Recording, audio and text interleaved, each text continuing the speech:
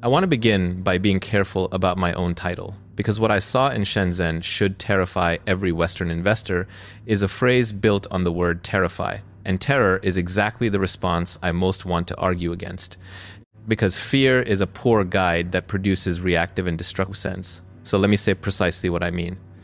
It should not terrify you. That is the first thing. Fear is the wrong response. And if you take from this reflection an impulse to panic, to sell everything, to react in alarm, then I will have failed, because the last thing an investor needs is terror. What I mean by the provocation of the title is something quite different and more useful, and it is this.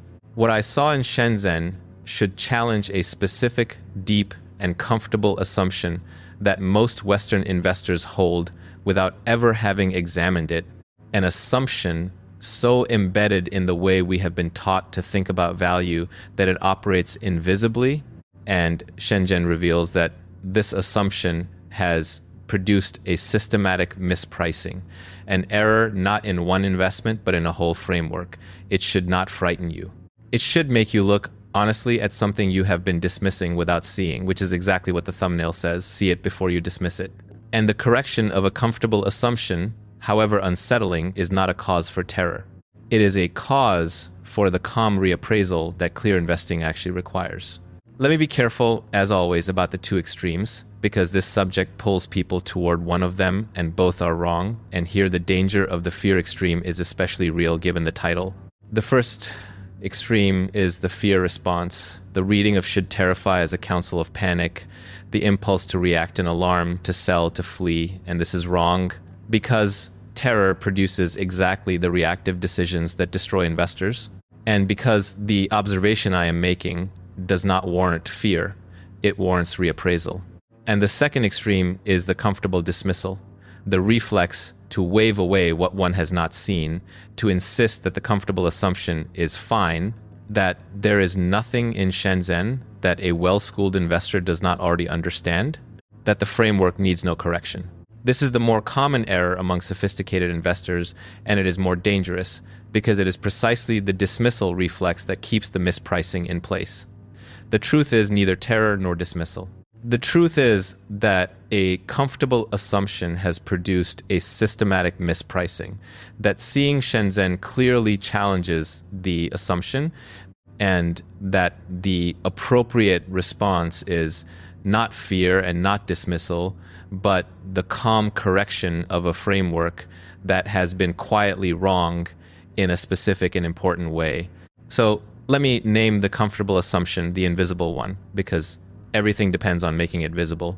Western investing, over several decades, has developed a deep and pervasive bias, a bias toward valuing the intangible over the physical. The belief embedded so thoroughly that it is felt as simply the way value works is that the real value in a modern economy lies in the intangible, in software, in brands, in intellectual property, in network effects, in the elegant abstractions of financial engineering, while the physical, the actual making of things, the manufacturing and the hardware and the supply chains, is low margin, commoditizable, unglamorous, best offshored to wherever it can be done cheapest.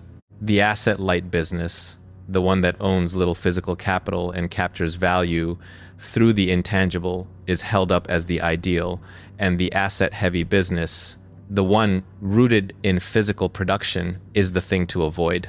This bias is not stupid, and it was not baseless, because there was a genuine truth in it that intangible activities can generate very high margins, and that certain intangible moats, like software network effects, are genuinely powerful. But the bias hardened over decades into something more than a truth about margins, into a comprehensive assumption that the physical layer is a commodity and the intangible layer is where all the durable value is. And this comprehensive assumption is the comfortable belief that Shenzhen, seen clearly, challenges. The principles that determine where durable value actually accumulates, how to examine the comfortable assumptions that shape a whole framework of valuation rather than accepting them invisibly, are worth studying deliberately and as a connected whole, and there is a body of work that lays them out carefully. called the Naval Codex. It is not a stock forecast, and it is not a set of tactics. It is a systematic account of the underlying principles that determine who values productive capability accurately, who sees the moats and the mispricings that a comfortable framework obscures, rather than accepting the invisible assumptions that everyone else accepts. If you want to engage with those principles directly, it is linked in the description, and there is a code on the screen you can scan to reach it. And engaging with the principles directly is what matters, because the skill of examining a comfortable assumption generalizes far beyond any single mispricing, and the mispricings it applies to will always be different. Now let me describe what Shenzhen actually reveals, because the observation is specific and it directly challenges the comfortable assumption. What is concentrated in Shenzhen is a physical manufacturing ecosystem of extraordinary depth, a density of manufacturers and suppliers and engineers and designers, an accumulation of tacit knowledge about how things are made and how they can be made better, a web of relationships and understandings between the people who build and the people who design and the people who move, and a culture of rapid iteration, of building and testing and correcting and building again at a speed that is genuinely striking. And here is the crucial insight, the one that challenges the assumption directly. This is not a commodity. This is not the low value, easily replicated, easily offshored thing that the intangible bias assumes physical manufacturing to be. It is an ecosystem advantage, and an ecosystem advantage of exactly the kind that investors prize when they find it in the intangible domain, a network effect, a compounding accumulation of density and knowledge and relationships that becomes more valuable as it grows. And that is genuinely difficult for any competitor to replicate on any short horizon. You cannot build this density in a few years, because it took a generation to accumulate, and the tacit knowledge embedded in it lives in the experience of millions of people and cannot be quickly reproduced. This is a moat, a deep and compounding moat, and it is located precisely in the physical layer that the intangible bias taught investors to dismiss as a commodity. The very thing they were taught to avoid, the asset-heavy physical manufacturing base, contains a moat as durable as any software network effect, and the comfortable assumption that the physical is a commodity and the intangible is where the moats are is revealed by Shenzhen, seen clearly to be systematically wrong. And this is why the observation matters so much more than any single investment, because it is not an error in one position, it is an error in a framework, a systematic mispricing.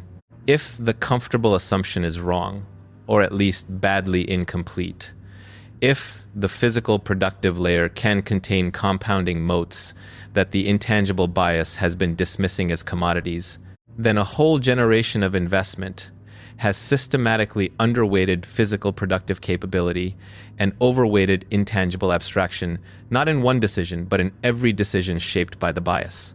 And systematic mispricings that flow from a comfortable assumption embedded in a whole framework are where the largest opportunities and the largest risks both live, precisely because they are not isolated mistakes to be corrected one at a time, but a bias that shapes everything, so that correcting it changes not one position but the whole approach. This is the honest sense in which what I saw should, if not terrify, then certainly alarm the investor whose entire portfolio is built on one side of a mispriced dichotomy, on the intangible abstraction that the bias favored, with no exposure to the physical productive capability that the bias dismissed, and that may contain the more durable moats. Let me now address the dismissal reflex directly, the thumbnail names, because it is the mechanism that keeps the mispricing in place, and it is genuinely important. Western investors dismiss the value of the physical manufacturing ecosystem precisely because they have never seen it, and the dismissal is the mispricing. This is the crucial point about see it before you dismiss it. You cannot accurately price what you have refused to examine. The reflex to dismiss the physical, to assume without looking that it is a commodity, to wave away the manufacturing ecosystem as low value because the comfortable assumption says it must be, is itself the error, because it is a valuation reached without examination, a price set on a thing that has never been seen. And the reflex is self-reinforcing, because dismissing the thing means never examining it, and never examining it means the dismissal is never corrected, and so the comfortable assumption persists, protected by the very reflex it produces. The correction can only begin with actually looking, with seeing the ecosystem clearly enough to recognize the moat that the dismissal has been obscuring, which is why "see it before you dismiss it" is not a slogan, but the actual first step. The refusal to price something you have not examined, the willingness to look before concluding.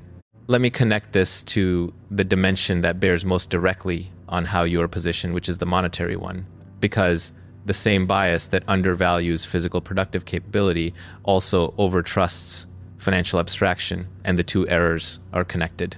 The intangible bias, in its purest form, values the financial abstraction, the paper claim, the elegant financial structure, and this is the same disposition that leads an investor to hold wealth in financial claims on a monetary system rather than in genuine productive capability.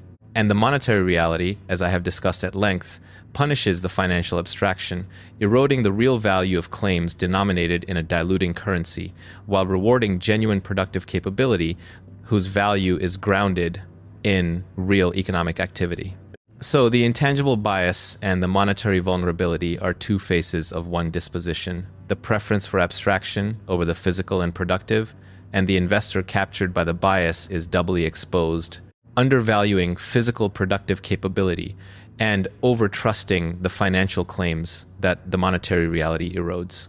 The way capital actually moves as the monetary reality punishes financial abstraction and rewards genuine productive capability, where it flows and why, and what happens to those who preferred the abstraction versus those who held the real productive base, is worth understanding in its specific mechanics rather than in vague outline. And there's a framework that traces exactly this, called the Dragon Pivot. Despite the name, it is not really about any single country. It is about how monetary transitions unfold across history, how they punish the abstraction and reward the real, and how those who value genuine productive capability position themselves accordingly. You can reach it through the code shown on the screen or through the link in the description for anyone who wants the fuller picture. And that picture matters here precisely because the intangible bias and the monetary vulnerability are connected, two faces of the preference for abstraction over the physical and productive that Shenzhen challenges.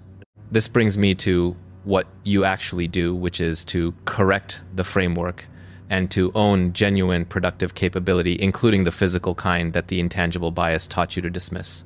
The correction is not complicated in principle.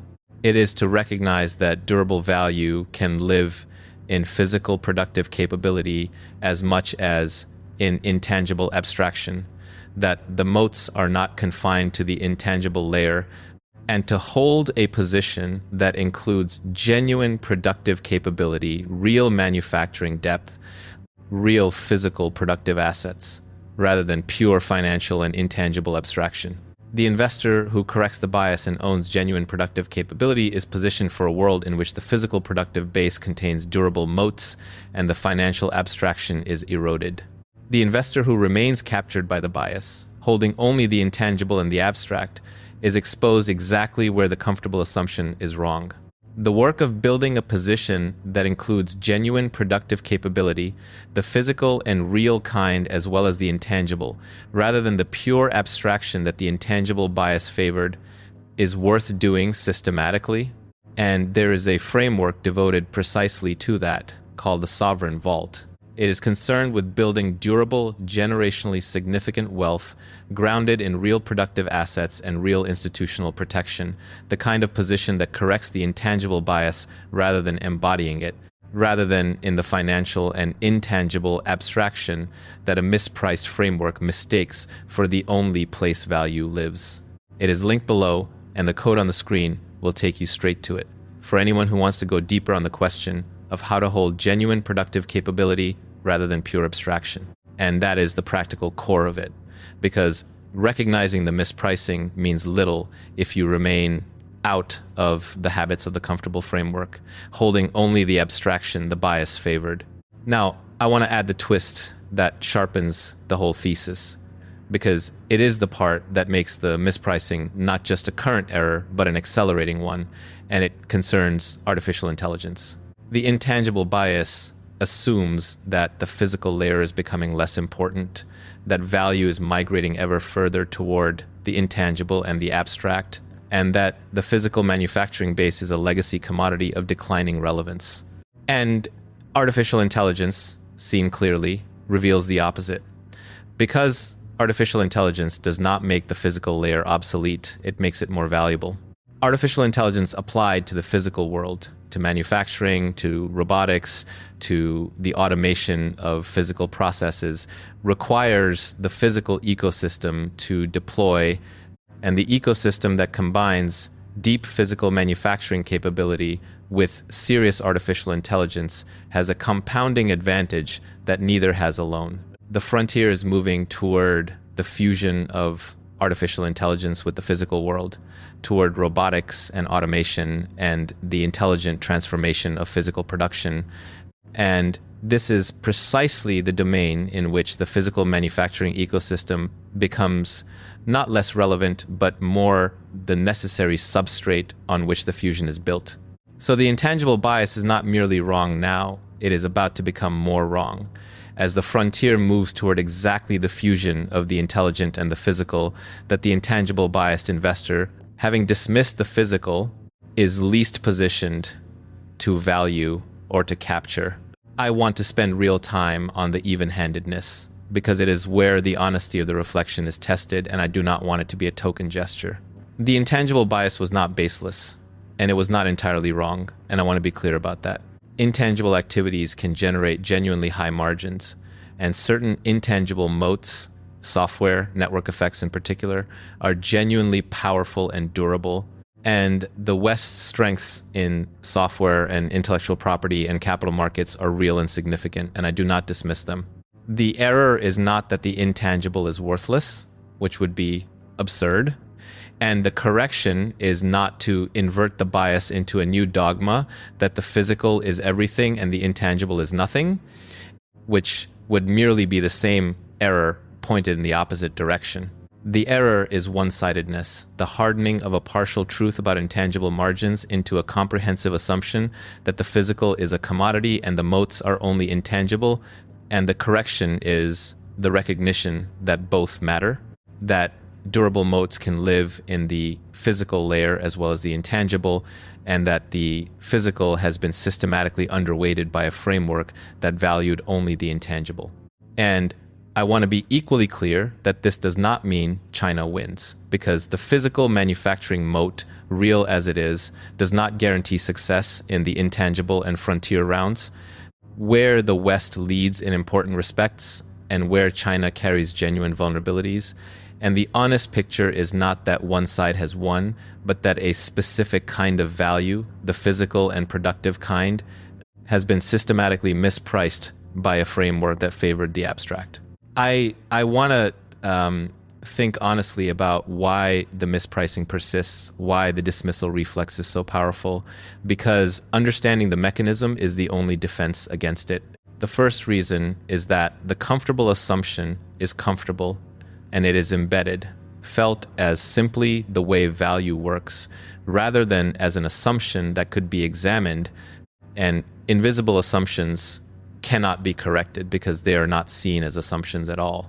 The second reason is the dismissal reflex itself, the fact that dismissing the physical means never examining it, so that the assumption is protected by the very reflex it produces, never confronted with the evidence that would challenge it.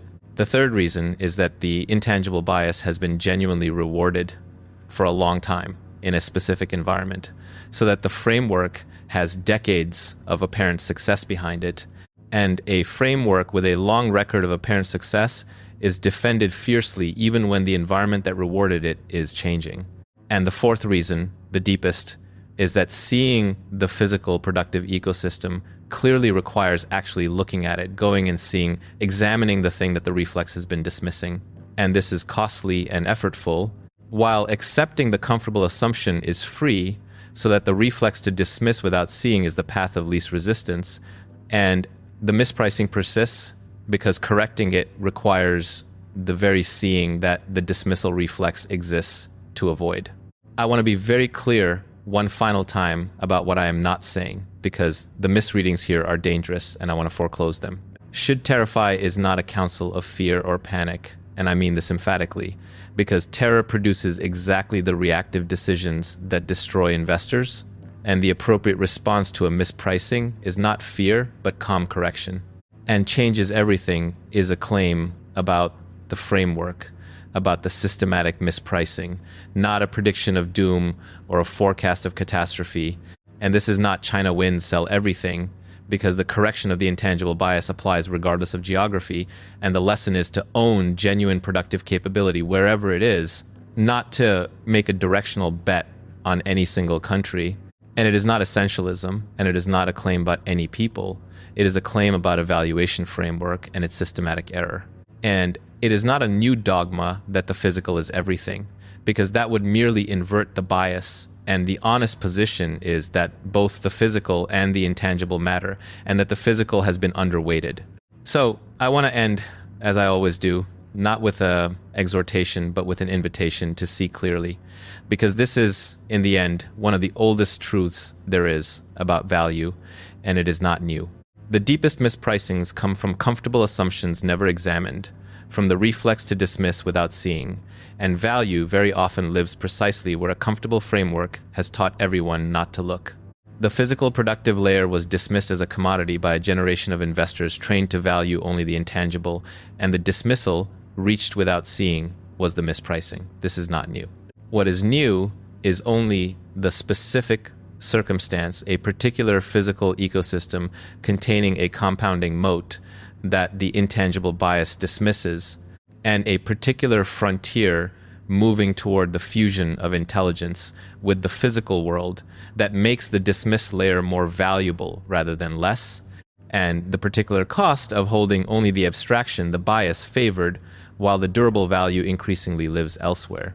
It should not terrify you. That is the thing I most want to leave you with. It should make you look honestly and without the reflex to dismiss at what you have been dismissing before you dismiss it again.